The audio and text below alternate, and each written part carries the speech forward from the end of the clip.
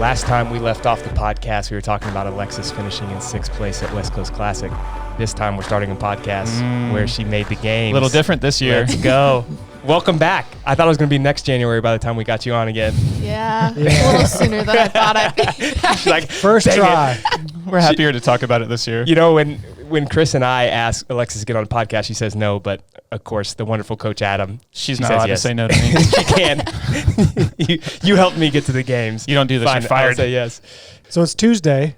You ended on Sunday. Yeah. For the listeners out there, because I don't know when I'm going to post this. How are we feeling? I feel good. Yeah, I'm a little bit sore. My legs are a little bit sore, but I feel like we prepared so much harder. Like, we've done so much harder in training, and we did the simulation, and we've done camps and stuff. So I'm like, I don't know. I really feel pretty good right now. It's the value of that semifinal prep camp, because like all they kept saying to each other, Lex and Allison, are like, remember that hundreds workout we did? Nothing's as hard as that. No. Yeah. Like you go into Jackie, you go into that torque tank one. It's painful, but you know you can deal with it. Every single person said that to me. Even the two compete guys did that workout. And they mentioned like, man, this is the Jackie workout's nothing. You know, you're using a 45-pound bar for the guys. But hurts. Doing 195 empty bar thrusters. Yeah, totally different. And Allison said the same thing to me earlier. I guess it was on Sunday. She was like, I feel great compared to the semifinal weekend. Yeah. Watching them do the semifinal prep weekend, though, like you feel guilty in that moment because you see them out there dying like, oh God, please don't kill anybody. Don't kill anybody. You're going to be better for this. I promise. It was so much fun watching Alexis this weekend, but we brought in Adam, the coach, because last time we mentioned Adam, but we haven't really talked to him in the last year. And so I want to save most of this for Alexis, but I think it's important to kind of go to Adam's point of view from finishing West Coast last year and kind of how you felt, and then the way that you thought about preparing Alexis moving into the offseason and then obviously going into the open time this year. Yeah. Obviously last year was hard to take, but we talked a little bit about it heading into this year. Like walking into West Coast last year, we knew that she could compete for a spot, but so much had to happen in her favor. Like if not perfect execution across all the workouts, like really, really close to perfect. And so the way I described it to her and to myself was like last year we were hopeful, right? Like we had to hope, we kind of had to like cross our fingers that things came together perfectly. Our goal going in the off season was to take that completely away, to put everything in her hands, to walk in not hopeful, but confident. Like I don't have to execute perfectly because I'm good enough now that I can go out there, run my own race, not have to worry about racing the people around me, and just go out and do what I know I can do. And I feel like this offseason was successful because of that, because we walked into this weekend without any doubt. Like we knew that she belonged, and we knew that she was confident now, like confident in her ability to go out there and perform. And I don't know, it was just a good feeling. Yeah, one of the things that we talked about in the podcast a couple of weeks ago that was like, actually giving me like chills when you were talking, and then Chris made a little like B-roll footage thing over it, but you were just saying like how angry and how frustrated you were, but how you used that as like a fire for this year. And that was the one thing I noticed is when you came back on site, it was like you were a totally different person. And then the question was, could you bring that to the competition floor? And you clearly showed that this weekend. So when you stepped onto the floor for the first event, I know it's a little bit slower being the complex, but where were you mentally? And did you feel like this is my weekend? I know that I'm going to get it as long as I execute. Yeah. I went in with so much, I was just at peace with everything. Like I felt so calm. I felt so prepared, and I just trusted that it would work out. Like I didn't even second guess a single workout. I didn't, I don't know, like I didn't think of all the other girls and what they were good at. I didn't think of anything that I couldn't control. It was just, I knew like every workout we had a plan, and I was like, if I do that, I'm going to do it. Like I'm going to go to the games. And I didn't second guess that. I didn't second guess any of our plans. I just felt ready, and I knew that it was going to happen. Like I had full confidence in it. And I think that's what really helped this weekend. Yeah, I feel like eliminating all the things that you can't control just makes it so much easier to be able to control the things you can control. And it's so easy, and I know it's easier said than done, but so easy as an athlete to just kind of get away from yourself and think, this girl's really good at that, or, oh, I have to sit in the corral for 25 minutes. But when you can stay focused and say, these are the tasks, this is the task at hand, and these are the things that I can do, you always prepare yourself better, and then you obviously execute better on game day, which you certainly did. Yeah. It's hard to stay in your lane, because even on the first event, like the announcers yelling out weights and all the attention's on them, and like you do your best to just sit there and stare at your bar and think about the cues and think about how you want to go out and execute your plan. It's just, that's a skill set that I think also she's gotten better at, of racing with Sarah all the time during the semifinal camp, like always having Travis next to her, making sure that it doesn't drag you into a place that you don't want to go. And like being able to show that this weekend wasn't just something else that she got better at, just competing within her own like boundaries. For the most part, you were in the top 5, but after the first event, I think you finished 12th in that event. Was that correct? Yep. So you finished 12th in the first event. I don't even know if you looked at leaderboard. No, you didn't. No. You were off social media all week, right? I like it. Okay. I didn't look at the leaderboard once. You didn't at all. Yeah. Adam I obviously just drives did. me crazy because I try to not say anything because I know she Yeah. doesn't like to know. I'm like, oh, I just want to say where you're at. But Yeah. Well, do you also do you hear the announcer when you guys are all introduced? Yeah. So I knew going into the second day I was in 5th because someone said something. I wasn't mad about it. It was just like, why would I look? It's not going to change anything. And like, there's no reason to start getting in my head about things. So I just decided not to look. And then after the first day, I was in like, I think lane 6, and I didn't know if that was 2nd place or 3rd place. And then I remember in the middle of the workout them saying like, Alexis Raptis, 2nd place. And I was like, hell yeah. A little extra motivation. Yeah, What workout was that on? Because I had no idea. I think it was like, I don't know what workout it was. Torque It was tank? probably Or no, that was no. that was It day was, one. I think it was Jackie style when you were in 2nd place because that was when you were in the middle of the floor. Because even on the GHD one, you were still over in the other lane. Oh, yeah. Yeah, it was cool. And I liked not knowing because it was just like, I don't know, just one more thing that you kind of start like stressing about for no reason. And you start like thinking, oh, well, if she's in this place and like this happens or she's good at this.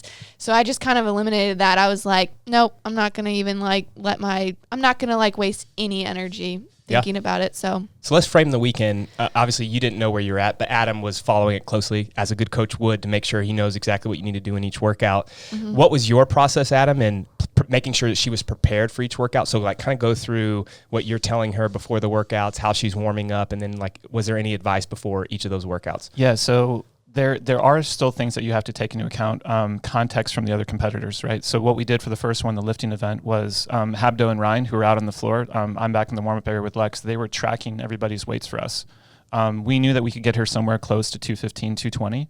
And we also expected there to be a little bit of a bottleneck there. So with the CrossFit scoring system being what it is, you have to know where those bottlenecks are and try to at least get them to it, right? To make sure that if you're right below it, that's like 8 extra spots that you could just 5 more pounds you can get there. So things like that, they inform your strategy a little bit, but you also still have to realize this is where I'm at and this is what I have to give right now. So in the back, knowing where other people were at, we changed our opener on that one. Originally, it was going to be 195, 205, 215. She was warming up really well. You could tell the adrenaline was there and the confidence was there. So we opened at 200. We went 210. The goal was going to be 220, but 210 was a little bit more of a struggle than she wanted. So on the floor, it was her call. She went 215. It was basically, I think, like the edge of your ability on that day. It was a really, really hard grind to get through that. So it was appropriate. But that's one of those ones where it's like you do the best you can with what you have, but you also are trying to meet the context of what the other competitors are doing. On the torque tank one, hold on, before you get there, on the 210, did you look over at Adam, or was that kind of your call to say, okay, that was pretty tough, I'm going 215, or did you guys have like a little eye contact or conversation? Because you were pretty close to her during that event. Yeah, I was up where she could see me. You looked up after 210, and I could tell that you weren't really comfortable with how it felt to take a 10-pound jump. Yeah. I said, like, I mouthed 215, and he just like nodded, and I was like, I don't know, we planned 220 in the back, so I was kind of sad, but I also knew like that was pretty hard, the 210, and I was like, I don't think I'm going to be able to do 220, and there's no reason to risk it and like go back even more places. So I'm so happy that I did 215 and not 220. Yeah. It's still pretty ridiculous that you did 215 though, even get like 1RM clean and jerk that we just set, like a month ago? Yeah, what was that? You told me that in the back. What did she hit? 237. 237. Well, that's your for clean. one. Yeah, that's my Clean. clean. I've Yeah. only clean and jerk 220. 220. So you hit a complex of 3 cleans, 2 front squats, and a jerk at 215. 97%. Yeah. Yeah. Yep. Any day of the week. So I think that was probably a good call. Yeah. And do you know the leaderboard, what the difference was in if she finished at 210 versus 215? Did you There ever take a was look at that? maybe 4 people at 220, I think. But still, that's a huge difference, especially if you have one more bad workout that could push you down. So making it, that's such a tough workout wherever you hear, like Adam already alluded to, 220 on the bar, 225 on the bar, but then you don't really know what's going on maybe behind you when someone else is lifting, if they miss versus if you miss a lift, how many spots is it going to be? And even just spots aside, the confidence that gave her to hit her last lift at 215 just rolls into the rest of the weekend from there. So take a miss on that third complex, which is extra energy, extra emotional energy that would have been lost. And then you have a 2:15 make, which is like, oh yeah, that was fucking awesome. Now I'm set up for the rest of the weekend to go into it with like just another level of confidence. Yeah.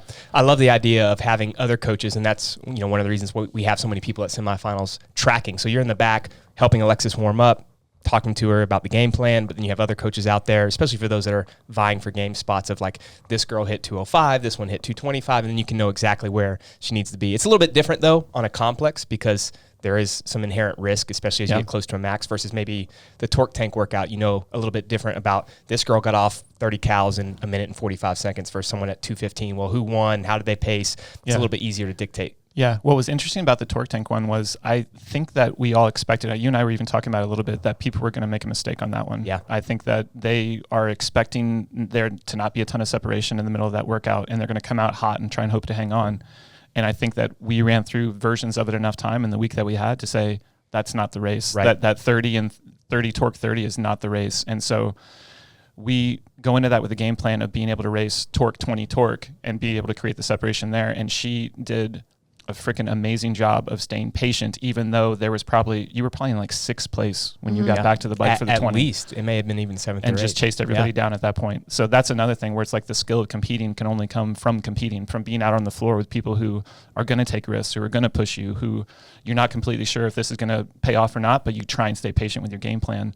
And thank God it paid off. Yeah, that's one of the things I was going to ask you, Alexis, is did you know where you were? And not only in that workout, but multiple workouts, you paced in, again, I'm biased because I was rooting for you, but I thought you paced almost perfectly in most of the events where it almost, not to give him a ton of praise, but looked like the old Rich Froning when he was an individual athlete. He would just go out and he'd stay the same pace the entire time. And they're like, oh, he's in 20th place, blah, blah, blah. And then all of a sudden he would win an event. And that's kind of what you were doing, right? Like 6th, 7th, 8th, wherever you were in the torque tank workout, all these girls sprinted the 30 cals. They sprinted through the torque tank. You're kind of slowly behind, but then you could see yourself like you were able to kind of sustain that same pace.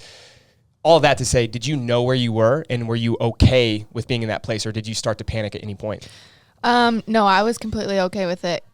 We had a plan for every single workout, and so I just stuck to it, and I knew in my head when I saw someone like go out super hot next to me, I just thought in my head like, Sucker. do it. It's a trap. Like, keep going super fast because you're not going to be able to hold on to that. Like, I know how this workout is going to feel and I know how it's going to end, and that's not the race, the beginning. So I just let people do their thing, and I knew where I could kind of like edge people out, and so I just stuck to my plan and trusted it. And for the most part, like, I think it really did play off for almost all of them. I felt like I never really started out super hot, and then I don't know all my places. I didn't really look still, but I think they were pretty much top 5s, except for the lift. Yeah, Adam, you already alluded to this, but like being able to practice the pacing plan ahead of time helps, but also experiencing both, failure and success in competition helps with that. And so you had a little bit of both last year. You know exactly how fast you can go, where your threshold is. And then, like you said, controlling the things that you can control, your own pace as opposed to those going around you, is certainly like a skill that I think watching this weekend, even some of the best still don't have. I saw a couple guys that should have maybe won the torque tank workout. That one guy did 30 cals in like 35 seconds and just was ahead until the 20 cals and then blew up, and he got last place in his heat. Just like, at that level, people still don't understand the process of pacing, especially at a high level event. Yeah, there's another thing that I think goes into that, which we alluded to before. One is confidence in the pacing plan, which we always try and do a good job of just making sure that she knows exactly where it is that she wants to be throughout. But the other is what we talked about before with the off-season prep, is she felt so mentally at peace with where she was at and comfortable in her own skin that she didn't feel like she had to force the issue in that moment. And I like to draw the comparison to last year. I think that if you're walking into a competition and you're hopeful and you feel pressure on yourself to perform perfectly, or feel like you have to take a win on a workout versus like a series of 3rd, 4th, and 5th, it changes how you react to that sort of stimulus of seeing people go out ahead. You feel a little bit more desperate. You feel like you have to respond, you have to react. Whereas what she did this offseason put her in a place of such self-confidence that she just let people do what they wanted and just ran her own race. I'm interested to know, did you feel like there was more pressure this year? Did you put any pressure on yourself or the people that were around you? Did you feel like they were putting pressure on you?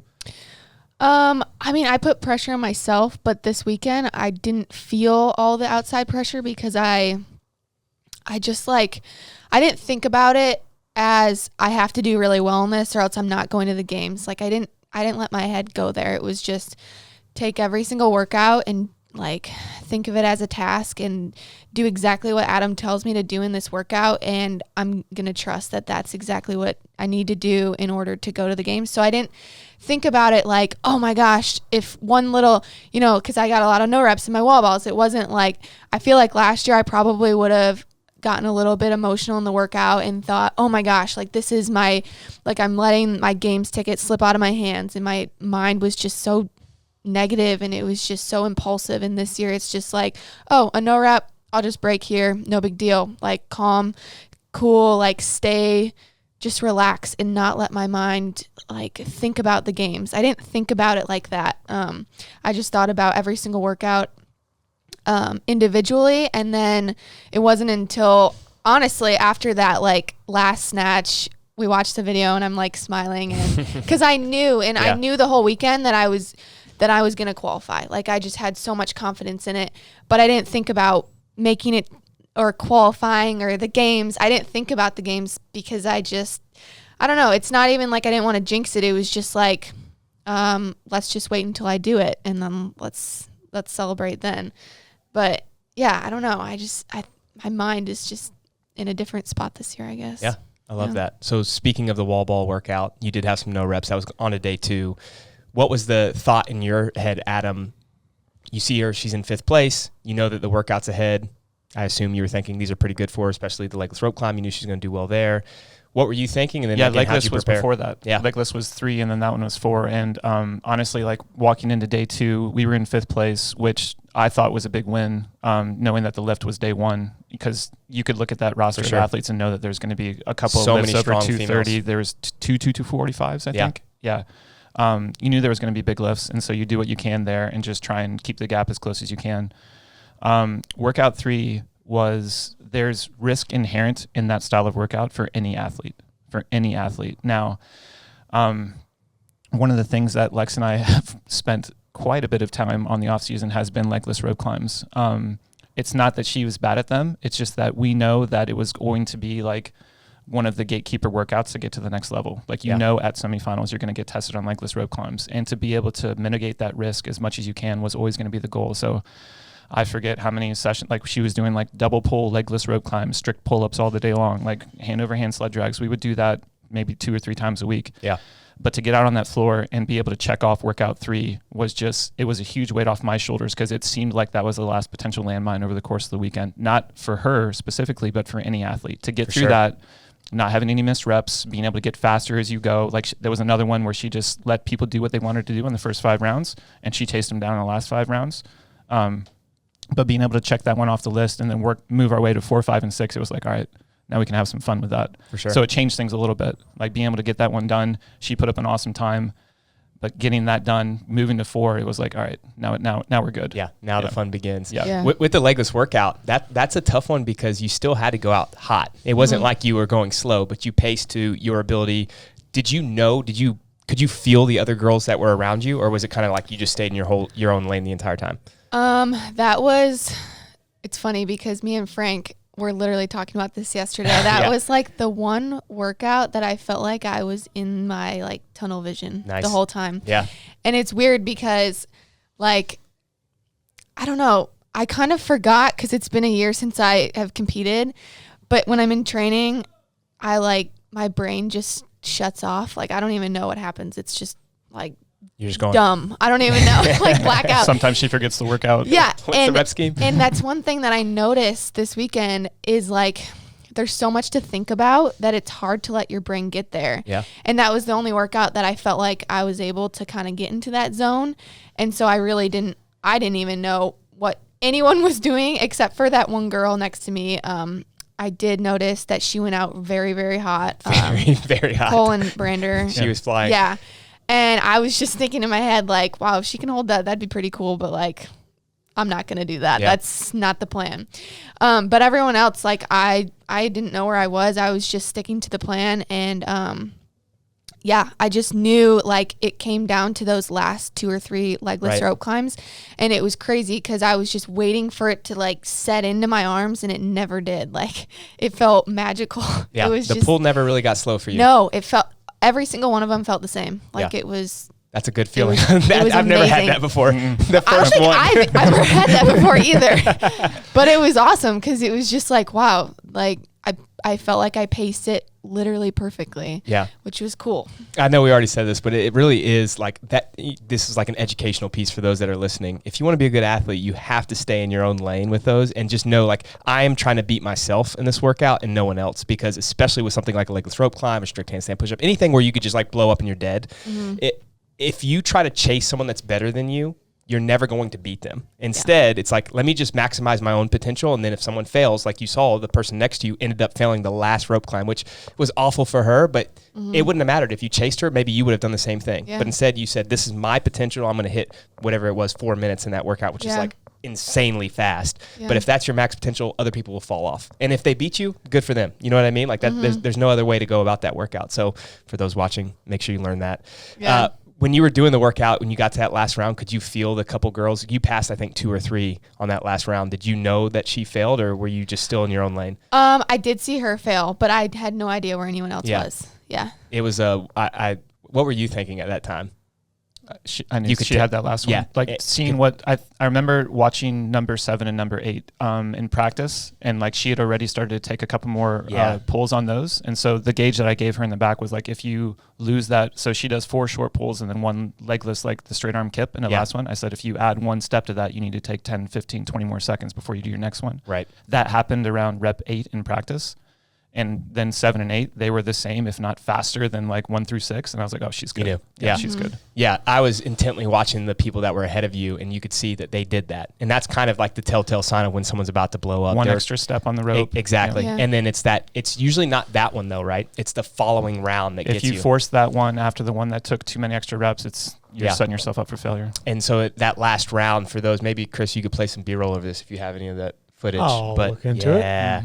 She's coming up to the rope. It's really rounds 9 and 10 where you pass 2 or 3 girls because they had to get to that failure point. They were pushing a little bit too fast. The pacing plan obviously worked out really well, and you were able to finish off in whatever you did, 4 minutes. And what was the total time? 3:59. 3:59. Yeah. What's crazy about that is like the pacing plan was crap. And I'm going to say that because like the actual logistics of the pacing plan didn't match anything on game day. And we saw this in Torian, we saw it in Lowlands. Like everybody was going so much faster than what they practiced because one, the ropes aren't really 15. They're probably closer to like 14 compared to what you practice.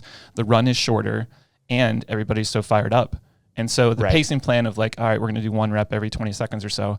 Instead, you say like, all right, you have to be prepared for this to be really dense, and you have to be prepared to still stay calm, even though things are firing faster than what we did in practice, right? Like you have, instead of 15 to 20 to 25 seconds in between reps, you have 12, 15, and then you're getting right back into it. So that was interesting, just watching how much faster people were going than what they had practiced and still being able to sort of sustain that. So the principles of the pacing plan stayed the same, but like she was so much faster. I think in practice it was like 5:20. I was going to ask, what was your pacing? I was like, I think it was like 5:20. So you're talking you PR'd by a minute, 80 seconds. Yeah, 80 seconds over 10 reps. So just picture the density that went into that. Good for you. Yeah. I would still be on the rope, I think, my today. 7th round. It's like, give me a couple minutes. We got to close up here, sir. Do you have a ladder? I could touch the beam.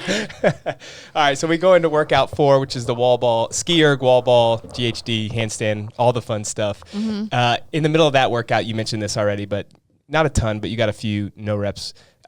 This for anybody, I think, is the most challenging part. And this is kind of one of those things is once you learn how to overcome either a bad judge or just your own mistakes in getting no reps, the better you're going to be. And once you can overcome that as an athlete, especially at a high level, the better you're going to do in workouts too, because then you're not getting in your head, as you mentioned. What happened on that first no rep? And then kind of as you got a few more, I think it was only 3 or 4, right? It wasn't a ton. It was probably like 8 to 10. Was it 8 to 10? Yeah, I only saw a few. Yeah, it felt like more.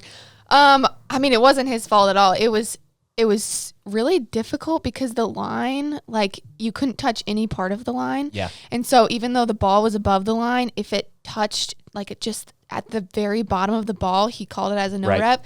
And so it was hard to like gauge, I don't know, like it just seemed like I was either throwing it way above the line or like flirting with the line.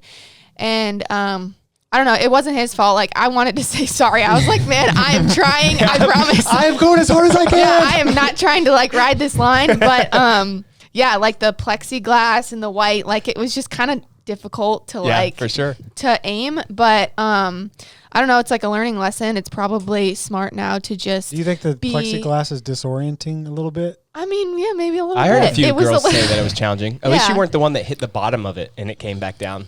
Oh, somebody the that did demo that. girl? Yeah, well, the demo girl did that 3 times. That was Poor bad. girl. I felt terrible for her. Yeah. But I think now, too, it's like, okay, maybe we should just only do 10-foot wall balls sure. and be super strict, like maybe put a tape line on our targets. Because when you're doing to the target, you're like, oh, let me just hit the target. It's not, oh, let me hit this specific spot in the target, because it's totally different. Yeah. So I don't know. That's like a little bit of a learning lesson and just something that we can work on. But I don't think it's like some giant hole just because I got no reps. It was more just like, all right, now we just need to dial this little thing in and it'll help a lot.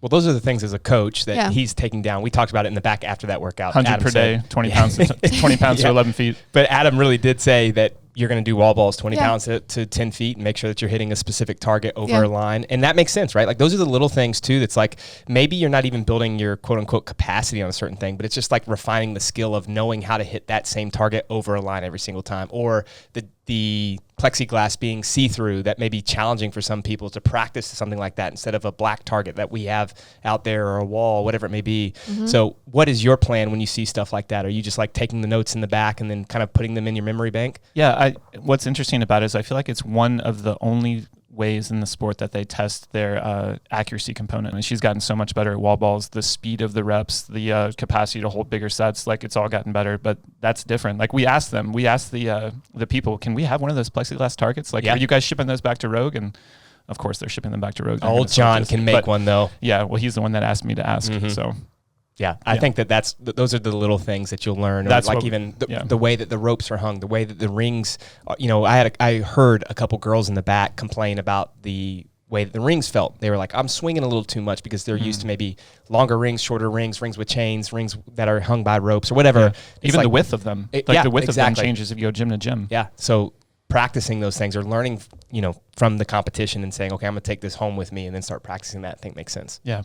Looking at that workout, wall balls for sure, it's something that we're going to spend a little bit more time with. It was also, we have Sarah here on site and you and I both said she's one of the best skiers that we've ever seen. Yeah. But to see the paces that these other girls were holding for what's basically like a threshold, 150 calories on a ski erg over the course of that 25-minute workout, it was really, really impressive. So while Lex has gotten a lot better at the ski erg, it's still like, man, there's still levels to go here. Like we still, like if we take our threshold pace from like 900 to 950 to 1,000, it makes a difference over 150 cows. It makes a huge difference. You probably know the math better than I do. For sure, especially for cows. The rowing in the meters with Jackie is a little bit different. It didn't really matter as much. It's only a couple of seconds, but with cows, you're talking about 20, 30 seconds around for some of those that were going a little bit slower or faster. Yeah, the good thing is she's really, really confident with GHDs. She's obviously somewhat decent at handstand walks. So she made up her time there. Average. Yeah, we'll see. So there's enough other room there. But like if I'm looking at a workout, I'm always trying to figure out how do I get her better. It's little things like that. Can we add another 50 calories per hour here over the course of the off season? Can we improve the accuracy of the wall balls? Things like that. Yeah. It's to kind of just go off tangent real quick. I want people to do that workout. And they can use the 14-pound ball to a 10-foot target. I say guys do this and see how much better some of those girls are. They're not finishing under the cap. No, I bet that they don't. I know. It is incredible how fast, really all of the ladies there, but especially the top 10, all of you just were going. I was so surprised by how fast both the ski and the GHDs were. The wall balls, I kind of expect everyone trains that a lot, but everyone was flying in that workout. And really everyone is so much better at unbroken handstand walks than I was expecting. Yeah, that would have knocked out so many girls, even just like 3 years ago. For sure. Man, but they were all very, very good on their hands. Well, I remember at MAC a couple years ago, they did an unbroken, I think it was 70 feet, so a little bit different. But were you at MAC? Was it that? She was there. Yo, you were there. Oh, and it was 2019. 70 feet. Yeah. Yeah. But what, half the field, would you say, Adam, that didn't get through the unbroken handstand walk? But that was like 70 feet. It was 70 feet, but still, like, it knocked everyone out. So it's really cool to see how much the sport has progressed and then how much better the female field has gotten over the last couple of years. That was the first competition that Alexis and I worked together. And one of the things that I told her in the back before that workout, that would start with the 10-minute bike, right? It was 10-minute assault. 10-minute assault bike. Yes. Oh my God. Air runner, sandbag. And then it went air runner, sandbag, and handstand walk. Yeah. And so like we had somewhat of a plan. I'm still getting to know her. But the one thing that I said that like I would have said this to anybody is like, all right, it's a Hustlefelt bag. Just be careful how you pick this up because one side's wider than the other. So don't pick it up upside down. Every single round, this thing's upside down. And she's trying to figure out how to hold it. And I'm like, oh God, we got some work to do. It would I said be one like, thing. It was like It's slipping through my hands, Adam. it was like set up perfectly for me to pick up, and then I You remember like flip it around. flipping it around. Not only am I not going to do what he says, I'm going to try deliberately to change it. The just exact looking over at you? opposite. Yeah, it was a power move. This is what this coach-athlete relationship is going to be like. You're not going to tell me what to do. So you got a little bit better at listening then. Yeah. It took you a while. I was honestly just confused by the bag. Like this triangle shape? I don't Yeah. know. It's a strange thing, but I remember that. I would have forgotten about that unless we brought that up. Oh, man. Yeah, well, at any point, any rate, girls have definitely gotten better. The guys, too, but it's just amazing. I think that most of the females that are at the highest level now are just crushing all the guys that are in the gym, which is so awesome to see. Yeah. It's a lot of fun. All right, so we go on to day 3, Sunday. Mm-hmm. You don't know where you're at. Adam knows where we're at. Adam and I talked the night before. I think you were in pretty good spirits. You knew that she was going to crush the last 2 workouts. Yeah, honestly, after the legless, and again, it wasn't anything to do with Lex. It was just like that was the last real landmine. After that, it's work capacity, skills that she's comfortable with. So it was a huge weight going into Sunday. Still, like there's always something to go wrong. We saw it on the guy's side. Yeah, he had a 50-point lead going into day. So anything could still happen, but I was relatively confident. So second place going into day 3. It started with the Jackie workout.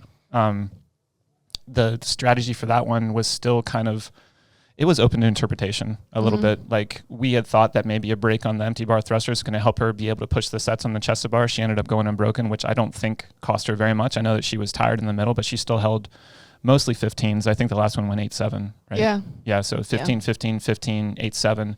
You could hear the announcers say about girls going 30 unbroken on the first bar, and then she ended up beating them anyways because, again, your rest breaks just get too long. It's not the race.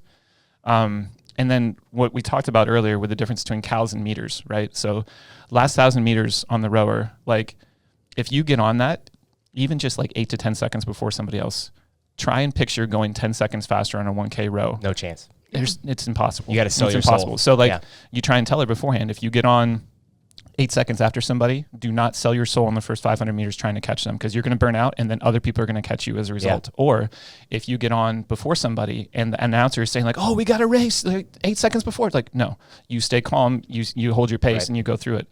Now, that being said, she did win a race on the rower. I think it was with Paige, actually. Oh, it was so much fun to watch. So you could see her face start to turn with like, I would say it was probably 200 meters. I couldn't see, but like, she won the race at the end, which was really, really cool to watch because I know what it feels like. You know what it feels like. Anybody who's done CrossFit knows what it feels like to sell your soul on a rower to end a workout. That is just pain personified right there. So that was really fun. Yeah, did you know where she was? You guys were right next to each other. I had no idea. So she looked over at you.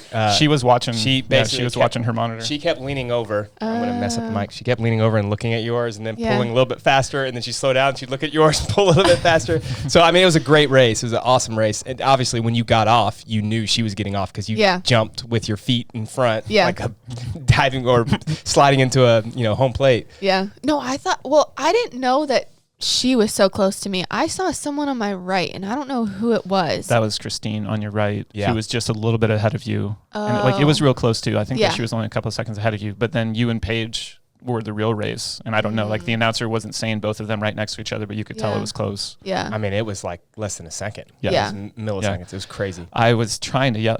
She couldn't hear me, but when she came out before the floor, and I tried to tell her this in the back, was to fix the straps on the rower. And so when she tried to get into the last rower, her foot got stuck for a second. And I was worst. like, but then what I was real worried about was when she finished that she wouldn't be able to get her foot out because obviously it was too tight. And I was like, oh, if you get your foot stuck in this, but she didn't. And she got out. I realized what you had said when I got back to my finish, like the starting that. people I was around like, me were giving me such crap because they're like, "What? You couldn't have like done charades better?" I was like holding my foot up and yelling, "The strap!" I was actually mad. I was like, "Oh my god! Like, what is he saying?" Like, Shut up, Adam. We got to start taking the Concentrate. dry race board. Yeah, we did. That was but the it best made me- idea, but it didn't come out. I was like, "Oh my god! I messed something up." And then I got to the start, and I was like, "Oh my god, my feet!" Like I'm gonna get in, and they're just gonna be super loose, and Yeah. Kyle Ruth likes to row with no straps. Yeah, I kind of do the same thing. One of my favorite CrossFit memory of someone screwing that up was at like the first competition I ever went to, and this guy they were racing, they had to run off to a mat too, and his foot got stuck. Yeah. So his other foot came out, and then he tried to run, and he was like dragging the rower. Oh my gosh. Fell face first and hit the ground. It's like a bear trap on his foot. Like he can't get out of it. Yeah, it was awesome. That was like when I saw her struggle to get her left foot in, I was like, she's going to get stuck in it. She's going to get stuck in it. Don't do God, it. Don't do get stuck in it. it. Don't hurt yourself. Not in the second to last event. How impressive was Kristi Eramo O'Connell in that workout? Could you see her flying through? Like, I mean, it was just crazy. I couldn't see her. It's sort of similar to what we talked about before. Like she knew she had to take risks on 3 especially, which paid off because that was amazing. I think she beat Tia's time. It was like 3:17 or something. That was freaking impressive. Mm-hmm. She knew where she had to take risks, but she also knew that she had to take risks based off of how day 1 went for her. Sure. So an athlete like that, for somebody else who's in that heat, let her go because that's the race that she has to run. Exactly. She's trying to get her game spot and she has to take a risk there. For her, it's like you don't have to take a risk and you have to know who does so that you know that that's not the one that you're going to try and chase. That's not your chase. Yeah. Mm-hmm. Awesome. But still, that was impressive as hell. I told her and I told Pat in the back, I was like, what she did over the course of the weekend. Incredible. That was really impressive. Just a quick shout out for her because she was flying in that workout and was able to hold on to it, which is super impressive. Yeah. The last set of thrusters, you were struggling a little bit. Mm-hmm. Was that the first time through the weekend where you were like really hurting in a workout? Nope. Nope, not at all. The echo bike was pretty painful too. Yeah, well, that's true. The rower, I mean, I would say the thrusters hurt, but it was more like, it's like an annoying hurt. Yeah, it is an annoying hurt. Like you could continue to move. Yeah, I could continue to move. Like I just knew 50 reps, like with the barbell. I mean, it was a matter of time before I got off. I knew the row is what was going to really, really hurt. And I got on the row. That's not annoying hurt. That's like soul your whole hurt. body. It was the slowest row too. Like I was. What were you at? I think I was like 2 minutes. Like it felt. I was very slow. It felt like, and I felt like I was putting a lot of effort into it to hold 2 minutes too, and I just told myself, like, take it to 200 meters at a time and, like, just keep ticking them off. And I kept hearing the announcer say Kristi's, like, where she was at. And I was like, dang, must be so nice. She's flying. Yeah. Like, they were like, oh, she's at 400 and something. And I was at, like, 200. And I'm like, oh. But I was like, just hold that pace until you get to, like, 250 meters left and then just sell your soul. What'd you kick to? I was like 153 or something. Yeah. Strong. 154. Yeah. I love it. Last workout, probably one that you enjoyed. Yep. What did you practice the sandbag before the workout or here? Yeah. And did you know exactly how it was going to feel? Yes, we practiced. The first time we did it, I sucked. Like I was so frustrated. I don't think I had ever done a 150 like sandbag to my shoulder before. It's just awkward. It's like, it's awkward to pick up and then it's awkward to get to your shoulder and we're not throwing it over your shoulder. So you have to be careful. Cause I was like, I don't know, you might have a strict judge that's making you take an extra half a second. You don't know. My judge was super cool. Like he was just, I mean, there was one where I felt like it was a little forward and I was super nervous. I like looked at him and he was like, good rep. And I was like, cool. I'll take it. You don't know. Give him a high five. Yeah. You don't know like how strict they're going to be about like how long you have to keep it there. So I said that earlier about the accuracy component, but that's one of them. It's like 150 pounds or 200 pounds for the guys. Like you want to throw that thing as hard as you possibly can, but it's a mistake to do it as hard as you possibly can. Cause if it just goes over in one motion, it's a no rep. Yeah. And so there's an accuracy component of that, of just enough power to get it there, show control, get that judge to sign off on it. Not to mention they muddied the waters at the athlete briefing that morning, which was just kind of behind the scenes. They said 3 different standards and then they had to go and talk and they came back and said a different standard. It was quite the mess. Did they tell you before you went out a clear standard? Yeah. They said no going over the shoulder. No going over the shoulder. Yeah. Good. They just made it very clear. Yeah. And that's how we practiced too. Exactly. Like before we got there, I got super confident with it. We made the form like very, like I had certain things in my head that I would think about and I just took it slow. Like I didn't try and rush it at all. And it felt the same on the floor. It was kind of exactly what I expected. The workout itself actually felt easier than in practice too, which was cool. What was your conversation with Alexis in the back before that last workout? Yeah.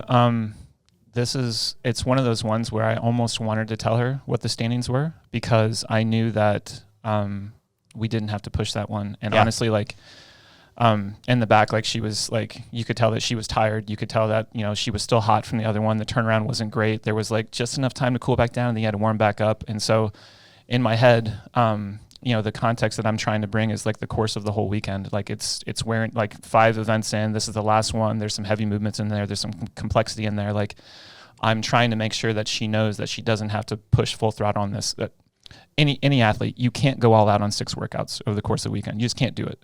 So you have to pick your places, right? Yeah. You also have to know when you should not be picking your places. And that's with respect to racing another competitor, or just your own capacity of knowing like where the best return on investment is going to be for your energy. And so without telling her what the standings were, because she was in second place, either she beats Haley beats her, all she has to do is go out there and finish that workout, and she's going to the games. And so without saying that, I'm trying to say, be smart on this. You don't have to race this. You're never rushed. You're never forcing any transitions. I almost don't even want you running on those transitions. Like, take your time, make all these movements super smooth, especially the sandbag that had the accuracy component in it. And then, you're going to the game. So you're trying to say that without giving it away, because you want her to stay in her lane. But yeah, that was the conversation. So a year ago, you were doing a squat clean, jumping over the barbell, landing there, and waiting for 15 minutes to find out you didn't make the games. Mm-hmm. Sunday, you finish a squat snatch, jump over the barbell, you made the games. Mm-hmm. What is the difference emotionally for you now? How do you feel, and what was going through your head as you ran to that finish mat on Sunday? I just had a sense of relief, honestly, because you never know. There's so many things out of your control when you go into a weekend like this. And, it had been a full year, and like the amount of work and time that we put into this for one weekend can be super intimidating. And like, yes, I felt prepared. I felt the fittest, the strongest I had ever been, but it's still intimidating, because it all comes down to literally 6 workouts, and that's it. And you don't really have another chance. Like, you have the last chance, but that's not even a thought, And so when I finished, it was just like such a sense of relief, because it was just like, God, I can't go through another year of how it felt last year. Like, I just needed this so much for like my mind and myself, and just to prove to myself that like I am meant to be here, and I'm fit enough, and what we're doing is working. And so I was so happy, so many happy tears, and just such a sense of relief. And it was like, now I can just kind of like relax and enjoy like training, and not have this like thing hanging over me. Cause it's just like, I don't know, the past month I just kept thinking about this competition, and it's overwhelming, because it really just comes down to those 6 workouts. And it's just, it's a lot to think about. And if you let your mind go to that spot, like, oh, if I make one mistake, like that can cost me the games, it can be super overwhelming. But yeah, I was so happy. Like, God, I'll never forget that feeling. Yeah. What was going through your head, Adam? Well, I mean, it was like, I feel like relief is the right word. Like, she talks about the pressure of last year a lot, and I feel like there was still pressure this year, but the pressure was more of like an expectations. Like, it was a pressure that she earned by getting as good as she got over the off season. And so that was still relieved when you finish that last workout and get through, but it was still there, right? It was still like, second in the world, or no, second in the continent, 5th in the world. Like, there's a different kind of pressure that comes with that. And so you still want to be able to live up to those expectations, whether they're from yourself or whether they're from the people around you or the voices that you're hearing all the time. So it's still a relief. It was just like it was a different kind of relief. And I told her that she needed to let me cry by myself in the back, but she ended up finding me anyway. So there was some tears that were shed together, but man, that was a hell of a feeling. Yeah. So there's 2 months. Well, hold on. Let me back up real quick. So last year, you, and even on our podcast that we did recently, you said that you couldn't even cry. You were so angry. Mm-hmm. And then this year, they called your name, you celebrated, and then they started to talk about the next people. That moment, you like got real emotional and started crying. Mm-hmm. What was going through your head at that time? I think I was so happy and so excited when they were calling my name, because I have literally just like visualized that for years. Like I will visualize that just like every single night. It sounds crazy, but like I visualized every single event before this weekend, and it was just like, it felt like I was just like living a dream, and it was so cool. And so I was just so happy. And then as soon as they started announcing the other girls, it just kind of like sunk in that literally this is happening, and it just happened. And then like they were going back and forth between like who took fifth and sixth or whatever. And I just remembered exactly how that felt. And it was just like, oh God, that's just such like a horrible feeling to be in that situation. And I could not stop crying. Like even in the back, this lady, I think she was from the morning chalk up. She wanted to like talk to me, and I was just like, I'm so sorry. I just can't stop crying. Like it was weird. But yeah, it felt good. Like it felt good to just like let it out and just be so happy and like just get that moment. In your visualization, did you have that crying going on? Yeah, actually I did. Oh, yeah. wow. Nice. Yeah. All I was thinking about is crying after the event. I knew I was going to break down. It's not like I didn't have to visualize it. It's not like I visualized myself, like thought about crying or anything. It was just like, I don't know, just in the moment, you're just so happy that it just comes out. And yeah, you've held these emotions in for a year, waiting for your chance. Yeah. Like I've just waited for this moment for so many years, and yeah, it was just like a dream coming true. All right, what happened Sunday night? What did you guys do? Did you party it up? I don't know. I blacked out. Adam's gone. I heard Dad. I was unwell. Her dad probably brought me like 6-8 drinks. Oh my goodness! Way too quick. Yeah. I mean, I barely ate that day, and the first thing I put in my body was a margarita. And well, yeah. Let's back up for a second. So we're all at the venue. She gets taken back for her testing. Oh yeah. We wait. Oh, God. At least 90 minutes because this girl is so dehydrated she can't even pee in a cup. They were delaying the podium ceremony for you, and then they finally were like, fuck this. It was like a world record setting time spent to actually just pee in a cup. That's so awesome. you take that level of like exertion and dehydration. I don't want to know how yellow her pee was though. She went and layered like margaritas over the top of it. So that's a bad combo. Let me tell you. I was like already drunk after one margarita. Yeah, I'm like, oh sips. My God. Well, you deserved it. You earned that right. It was worth it. Adam probably had 20 bottles of water, and he still was drunk because he had so many. Yeah. No, it hit pretty quick. I was grateful that Chris was there to drive me home. Good for you, Chris. You're a good man. DD. All right, so there's give or take 2 months before the games. Coach Adam, what's the game plan moving forward? How long is she taking off, and then what's that process like going into the games? Definitely earn some downtime right now. I think what we're going to try and do is we're going to try and take at least 2 weeks where it's basically like this week off. She's going to go travel this weekend, go spend some time with Andrew, who unfortunately couldn't be there because of job stuff. When she gets back, we're going to very easily ramp back up into things. There's not going to be any rush. I'd like to see what happens with the rest of the semifinals to know what the on-site stuff's going to look like. There's still some clear training focuses just for her as an individual, but there's also training focuses that have to come in the context of the games tests. They're just a different level of tests. There's a different style of beast that goes there. One is like the weights and the implements and the kinds of tests. The other is just like the volume of the weekend. It's 5 days versus 3 days. So building up that resilience, building up the kind of like volume tolerance that she's going to need is going to be the goal over the next 2 months. And for you, mentally, are you ready to go? Oh, I'm so ready. I'm so excited. This is like the fun stuff. Yeah. Swimming, running, biking. It's going to be fun until her coach beats her in a running workout in her prep. For the first. I still have yet to do a running workout with you, so we'll see. Make them sprint one, and then he'll be out for a while. I wonder which muscle would go first if I tried to sprint. It's up in the air between like 3 or 4. The calf, hamstring, I don't know what's going to be this time. Yeah. I mean, it could even be like an upper body thing. I pull my trap trying to move my arm. You never know. Yeah. Don't get old. Well, I couldn't think of anybody that deserves it more, that has worked harder than you. Absolutely. That's a sweeter soul. So I'm super happy for you. I think all of those at Training Think Tank that have been around you for the last year are just so excited. Everyone I talked to was rooting for you all weekend. So congratulations. Thank you so much. And you're all Miss Fancy Pants sponsored out now, huh? Yeah. Tier athlete, baby. Let's go. You got a new belt coming out soon. Custom edition. Oh my gosh. I need to get Friday. one. Yeah. Do they have men's sizes? Yes, of course. Okay, just making sure. You gonna get one? I'm gonna buy. Heck yeah. You know somebody. Why would you buy one? Hey. All right. Well, since you brought it up, just real quick. Wait, where can I get your belt? Did you say? Tupood. Tupood. Mhm. All right. I'm gonna get one, and you guys can too. Since you brought up beating her in a workout, Alexis, what's one workout that you're gonna write down right now? Tell us all that Adam would never beat you at. Go ahead and list it. Any other workout in the world? Just making sure. Just putting you in your place. No. Here's what we're gonna do. We're gonna do wall balls to the same height with the same weight ball. That's what we should do. Oh, like she Karen? would still beat you.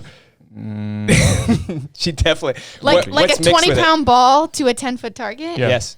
Karen. That's what we should do. No, it can't. It has to. I get to write it. Actually, All right. I want handstand Let's walks. hear her answer. I mean, I was gonna say 50-foot handstand walk. Just short and sweet. What? Just one? Just Yeah. one handstand. Oh man, I think it should be bar muscle ups, handstand walks, wall balls, GHDs. Well, let's put like sounds awful. Let's put like two of Trying to make you suffer. Yeah, no, let's put two of your best movements in it. Okay. Wall balls 5K and run into 5-foot handstand Drinking walk. beer. Yeah, he will crush that margarita. I mean, yeah, he would crush Oh, me that's in what drinking. it should be. It should be like a beer mile. Yeah, Now I we're would for talking. sure. I would for sure. Now we're I think talking. Alexis is winning still. No. Oh, I'd for sure throw up. Yeah, but you would. That's the thing is like you would make yourself throw up before you'd lose. Yeah, true. All right. That's scary. How about this then? One of her games training workouts, I get to write, but you have to do. Yes. All right. How about all of Boom. my running workouts you have to do with me? Give me 2 weeks. He's got to take care of that hamstring, like I said. Some things first. You're gonna see Adam 12 a.m. doing Yeah. true form intervals. Some bunny hop bounding drills. Come on, Gotta Kath. Hold together for me, buddy. And Adam, you got any sponsors or any belts coming out or anything? Pop's Coffee. Yep, that's my only sponsor. Man, don't you wish you were sponsored by them? I do. That would be. I asked Alexis this question if she could have one thing unlimited for the rest of her life, and she said oatmeal. Oh, I was like, coffee would definitely be it for me. You would pick coffee? Yes. Oh, What would you pick? I don't know. Not coffee. It can't be like money. You can't just get money. It has to be like something that you would, whatever. Oh. Toilet paper? I mean, coffee makes sense because you're drinking it every day. Exactly. I don't drink coffee. It's expensive. How much was that? $4. Exactly. But I tip and I round up to whatever the charity is. So then it's $5. Oh, man. Yeah. It's expensive. You have one of those every day too. Maybe two. Yeah. You know what? No, it used to be 2, but then Matt Gopin left me and I back to 1. So Yeah. every time I order online, I say goodbye to Matt because I miss him. I miss Matt too. Oh. Shout out to Matt. Yeah, Great weekend we at miss Torian you, as well. Matt. He did have a good weekend. Shout out to everybody who did solid performances Yes. this weekend. And we will Justin. talk about that in a different podcast for now. Yes, we will. We're going to wrap this one up. Alexis, congratulations. Thank you Seriously. so much. You well deserved. Adam, great job. You've been an awesome coach to Alexis, and we'll talk about that soon. Thanks, Brandon. See you guys.